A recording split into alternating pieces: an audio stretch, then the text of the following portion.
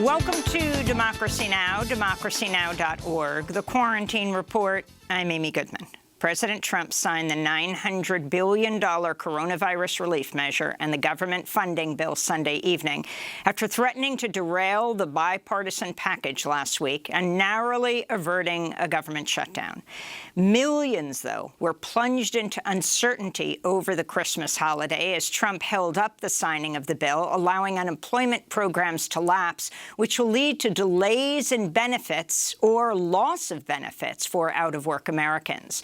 The relief package includes direct payments of $600 per person, expanded unemployment benefits, and aid for small businesses. Trump released a statement upon signing the bill, reiterating his demand for $2,000 checks, and said he was sending back a redlined version of the bill to cut wasteful items. House Speaker Nancy Pelosi said there'll be a full House vote today on increasing direct payments after Republicans blocked the move to pass the proposal by unanimous consent Thursday.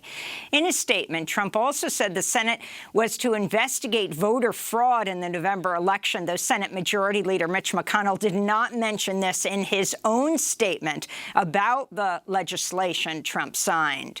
Trump has been calling for protests in Washington, D.C. on January 6th, despite the worsening pandemic, when Congress meets to validate the election. Trump's also calling on lawmakers to review Section 230, a provision in the National Defense Authorization Act, which offers liability protection to social media companies. Trump vetoed that bill last week. Lawmakers are expected to vote on overriding his veto this week.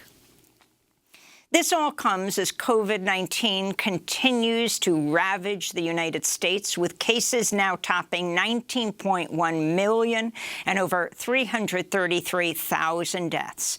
1 in every 1,000 Americans has now died from the coronavirus. December, the deadliest month in the United States since the start of the pandemic, as experts warn things will likely get worse and post-holiday season travel will lead to new spikes. California became the first state to top 2 million COVID cases last week, as hospitals in Southern California are reporting just a handful to no intensive care unit beds available.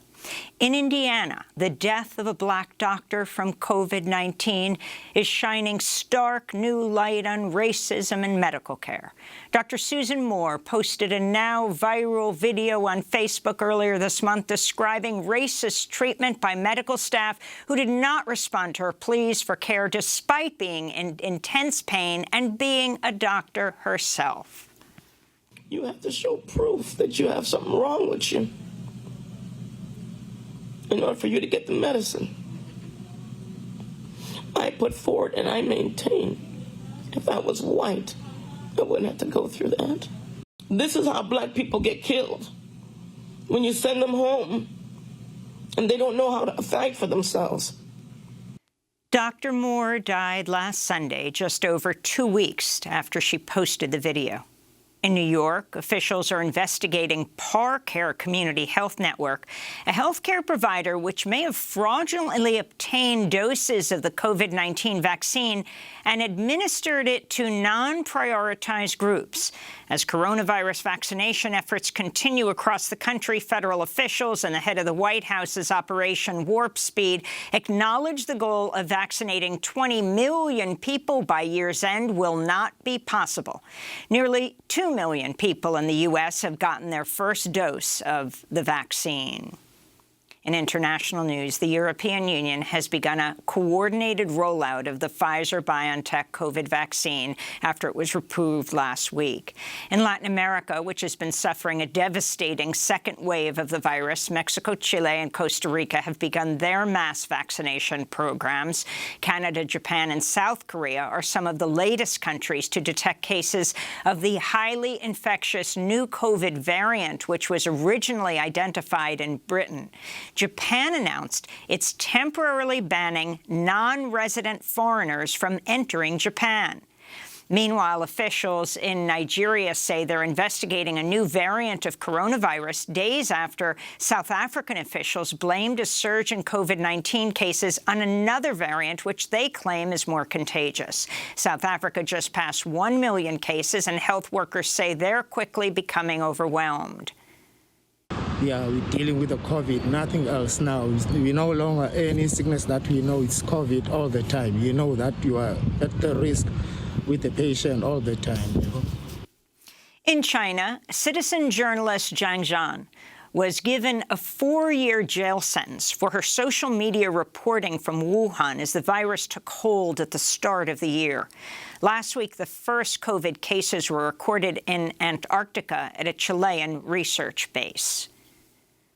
Britain and the European Union have reached a Brexit trade agreement after months of contentious negotiations and with just days left before the current transition period ends on December 31st. The key points of the deal include no tariffs and no quotas on traded goods, the end of free movement for UK citizens within the European Union, and no hard border between the Republic of Ireland and Northern Ireland. Both sides expressed relief after the deal was reached. European Commission President Ursula von der Leyen told reporters, quote, "Europe is now moving on." In Ethiopia, the death toll from a mass shooting attack in the west of the country last Wednesday has surpassed 220 people, according to humanitarian workers. The Ethiopian military killed dozens of suspects the day after the attack. The region has been plagued by increasing ethnic violence, which has caused tens of thousands to flee amid recent fighting. This comes as Ethiopia's military is still locked in a battle with Tigray forces in the north of the country in a conflict which has displaced hundreds of thousands of people. In Bosnia, refugee rights groups are warning of a humanitarian crisis after a massive fire tore through an encampment for hundreds of asylum seekers, forcing them to shelter in tents despite the winter cold. The camp near Bosnia's border with Croatia is home to nearly 1,000 people hoping to cross into Western Europe to seek asylum. Aid groups say many of the refugees are already suffering from frostbite and hypothermia. This is Sajid Ali, a refugee from Afghanistan. There isn't any heater inside the tents. It's really dangerous to live here because it snowed yesterday, and the tent might fall down because you can see that all the snow has gathered on the top of the tent, so that might fall down. And there are more than 500 immigrants are living inside the tent. If they died, so who will be responsible? At least 20 asylum seekers from countries in sub-Saharan Africa drowned after their boat capsized off Tunisia's coast Thursday. Over 620 migrants have died while crossing the Mediterranean Sea this year, according to the International Organization for Migration.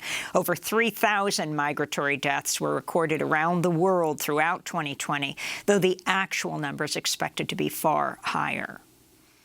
In Niger, election officials are counting ballots after Sunday's presidential and parliamentary elections, which could lead to Niger's first-ever transfer of power between two democratically elected governments.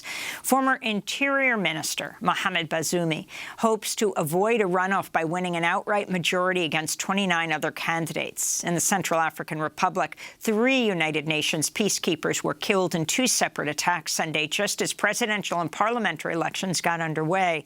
The attacks came hours after a coalition of Nigerian rebels called off a ceasefire with the government demanding a halt to voting. In the capital, Bangui, hundreds of women marched ahead of Sunday's election, calling for an end to political violence in the Central African Republic. Women are tired of war. We don't want war anymore. So this march is to support the UN's peacekeeping force so it can fulfill its mandate, which is to protect the population, because we no longer want war. We are tired. One of Afghanistan's top election monitors has been assassinated. On Wednesday, gunmen opened fire on Yusuf Rashid as he was driving to his office at the Free and Fair Election Forum of Afghanistan in the capital, Kabul.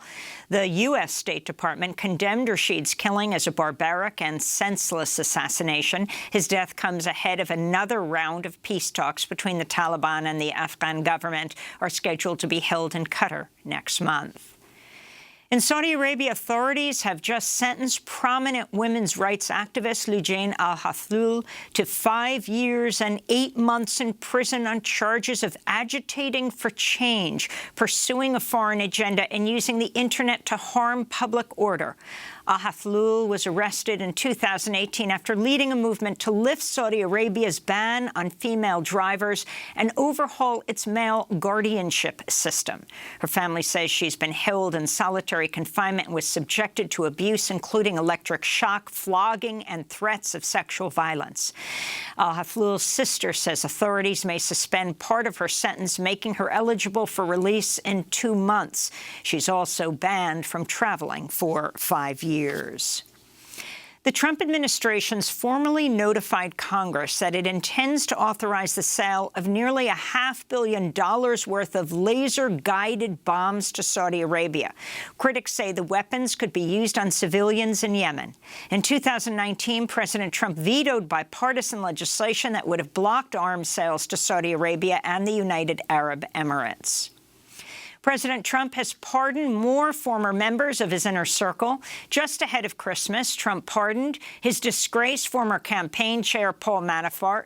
Last year, a federal judge ruled Manafort violated terms of a plea agreement by intentionally lying to special counsel Robert Mueller's office after he was convicted on charges of bank fraud and tax evasion. Trump also pardoned his longtime friend and advisor Roger Stone, who is convicted on 7 criminal counts, including lying to Congress and witness tampering.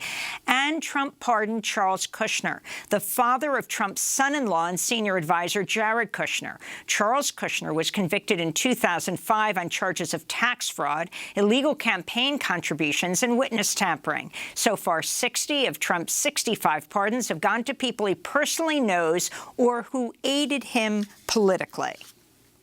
In Tennessee, authorities say a 63-year-old white man whose body was found at the scene of a Christmas morning explosion in downtown Nashville was responsible for the blast. Anthony Quinn Warner was a self-employed computer worker. Before the blast, an RV with a recorded message warned area residents to evacuate.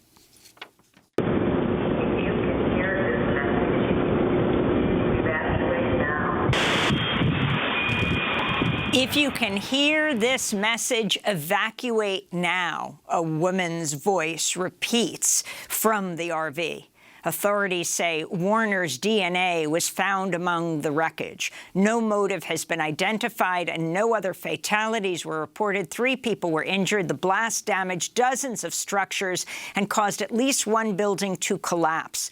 The bomb went off outside an AT&T transmission building, disrupting services, including some 911 calls. In Columbus, Ohio, protesters are calling for justice over the police killing last week of Andre Hill, a 47-year-old black man. Hill was fatally shot by an officer just seconds into their encounter. Body cam footage shows Hill was walking toward Officer Adam Coy with a cell phone in his hand before Coy shoots him. Columbus Director of Public Safety is deciding today whether to heed the recommendation of the city's mayor and police chief to terminate Officer Coy. This is Alvin Williamson, the brother of Andre Hill, speaking at a community vigil Saturday. You used my brother as a target practice. You didn't even give him a chance to peacefully present himself, to even ask a question of what was going on. You didn't even give him a chance of life as far as that minute that you opened fire in a reckless nature. In Illinois, 3 people were killed and 3 others wounded Saturday after an active-duty Special Forces soldier opened fire at a bowling alley in the city of Rockford. 37-year-old U.S. Army Sergeant Duke Webb was arrested and charged with murder and attempted murder. Police believe Webb had no ties to the victims. They're describing the shootings as a completely random act. Nearly 42,000 people across the U.S. have been killed in gun violence in 2020, a record death toll. And a judge has delayed the execution of Lisa Montgomery, the only woman on federal death row. Montgomery suffers from mental illness caused by a life of abuse, and her lawyers are asking for clemency. She was convicted for the gruesome 2004 murder of a pregnant woman. Her execution this month was delayed after her lawyers got COVID-19. A D.C. district judge ruled Thursday the Justice Department cannot move ahead with a January 12th execution because the stay order will still be in place. Advocates hope Montgomery's life will be spared by Joe Biden, who's vowed to abolish the federal death penalty.